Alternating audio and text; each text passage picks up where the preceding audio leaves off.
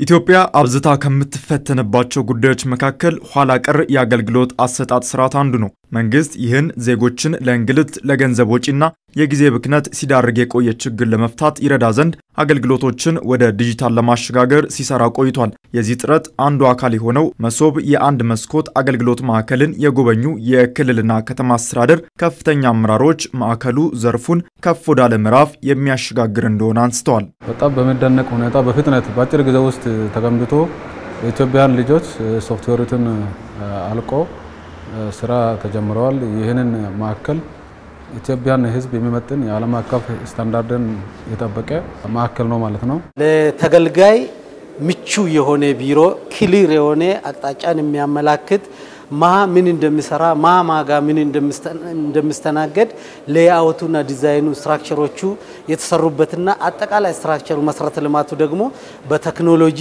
የታገዘ መሆኑን ተገዝበናል። ሪፎርማችን በተለይ በሲቪል ሰርቪስ ሪፎርም የደረሰበትን እና እየታሰበ ያለውን በተግባር ያየንበት ምን ያክል የዲጂታል ኢትዮጵያ ግብ ለማሳካት መንግስታችን እያደረገ ያለው ጥረት ውጤታማ እንደሆነ ያየንበት ሁኔታ ነውና እጅግ በጣም ደስተኛ ነኝ። መሶብ የአንድ መስኮት አገልግሎት ማዕከል የዜጎችን እንግልት የሚቀንስና ለአገልግሎት አሰጣጥ ችግሮችም ምላሽ የሚሰጥ ነው። የመሶብ የአንድ ማዕከል አገልግሎት በሀገራችን ያለውን የአገልግሎት አሰጣጥ ችግር የተገልጋይን እንግልት የተገልጋይን መመላለስና ቅሬታን ሊፈታ የሚችል በጥናት እየተደገፈና በቴክኖሎጂም እየታገዘ የአገልግሎት አሰጣጥ ስርዓት ነው።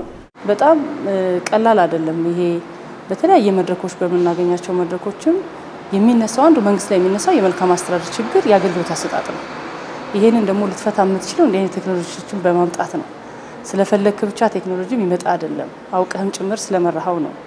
እና እኔ እዚህ ላይ የተሰራው ስራ እንደ ሀገር ልንኮራበት የሚገባ ነው ብዬ ነው ማስበው። በማዕከሉ ውስጥ አገልግሎት የሚሰጠው ሶፍትዌር በኢትዮጵያውያን መሰራቱ ደግሞ ለሀገር ኩራት መሆኑን ያነሱት አመራሮቹ በተለይ በቴክኖሎጂ ዘርፍ ያለውን ሀገራዊ አቅም የሚያሳይ ነው ሲሉም ጠቁመዋል። የሀገራችን በቴክኖሎጂ ዘርፍ የሚሰሩ ተቋማትና እዛ ውስጥ ያሉ ባለሙያዎቻችን ምን ያክል ወጪ ሊቆጠብ የሚችል እምቅ አቅም ያለው እውቀት ያለው ታለንቱ ያለው ኃይል እንዳለን ለማረጋገጥ የሚያስችል ነውና በዚህ መንገድ ከሰራ ነው አገልግሎት አሰጣጡን ጠንካራ እናደርገዋለን። እንዲህ ያለ ሲድ ሰው ደግሞ ከመንግስት የሚፈልገውን አገልግሎት ባገኘ ቁጥር የበለጠ እየተረጋጋ ባለቤት የሆነ የሚሄድበት ስርዓት ይኖራልና በእኔ በኩል ይሄንን በትልቅ አክብሮትና አድናቆት ነው ማየው። ጉብኝቱ መሶብን የመሰሉ ተመሳሳይ በቴክኖሎጂ የታገዙና ቀልጣፋ አገልግሎት የሚሰጥባቸው ማዕከላትን ለማስፋት የሚያስችል ልምድም የተወሰደበት ነው። አመራሮቹ በሂደት መሶብ የአንድ መስኮት አገልግሎት ማዕከልን በየክልል ከተሞች ለመጀመር እንቅስቃሴ ጀምረናልም ብለዋል።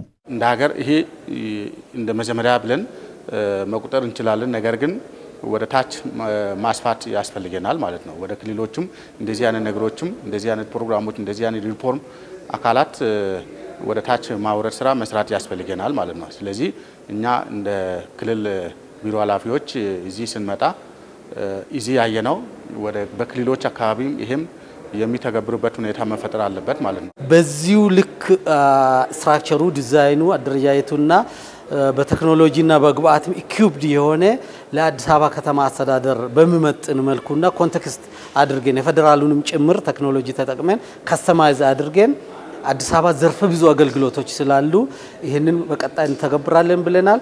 ለዚህ አገልግሎቶች ተለይቷል። እንደ ክልል አንድ የማዕከል አገልግሎት እንዲኖረን በማድረግ ከዛ ቀጥሎ ደግሞ ሌሎቹ በደረጃ ሁሉንም ባንዴ መድረስ ስለማይቻል በክልላችን 3 ነባር ሪጂዮፖሊታን ከተሞች አሉ።